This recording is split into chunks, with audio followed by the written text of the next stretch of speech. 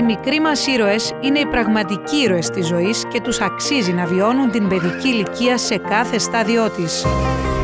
Αρχίσαμε τη δράση μας το 2017 ως πρωτοβουλία, με εμπνευστή τον Λουκά Φουρλά και από το 2021 είναι εγκεκριμένο ίδρυμα.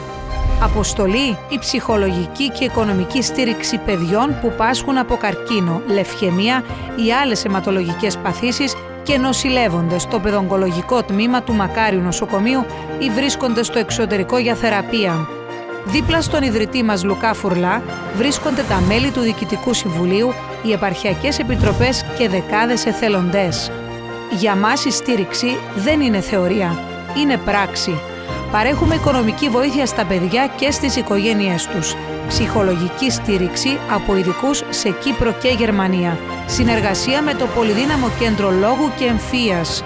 Παροχή μεταφορικού μέσου για μετακινήσεις από και προς το Μακάριο Νοσοκομείο και τα αεροδρόμια Λάρνακας και Πάφου. Υιοθέτηση δωματίων Ρόναλτ Μακδόναλντ σε Κύπρο, Γερμανία για φιλοξενία οικογενειών. Στήριξη της ανάπτυξης υποδομών, κτηρίων και εξοπλισμού, καθώς και την έρευνα που αφορά την καταπολέμηση του παιδικού καρκίνου. Το έργο του Ιδρύματος ενισχύεται από οικογένειες που επιλέγουν να δώσουν νόημα στις πιο σημαντικές στιγμές τους ή μέσα από πράξεις κοινωνικής προσφοράς στην μνήμη αγαπημένων τους προσώπων. Πραγματοποιούνται εκδηλώσεις από εταιρείες, φυσικά πρόσωπα ή σύνολα της κοινωνίας με στόχο την συγκέντρωση χρημάτων. Κάθε Φεβρουάριο και Σεπτέμβριο πραγματοποιούνται εκστρατείες διαφώτισης για τον παιδικό καρκίνο. Ενημέρωση του κοινού από ιατρούς και ειδικούς μέσω των βίντεο podcast των μικρών ηρώων.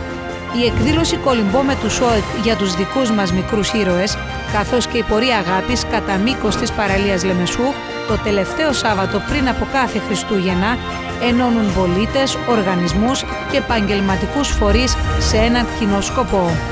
Κάθε συνεργασία, κάθε προσφορά συμβάλλει ουσιαστικά στην βιωσιμότητα και την εξέλιξη του έργου μας, δημιουργώντας ένα σταθερό πλαίσιο φροντίδας για τα παιδιά και τις οικογένειες που το έχουν ανάγκη.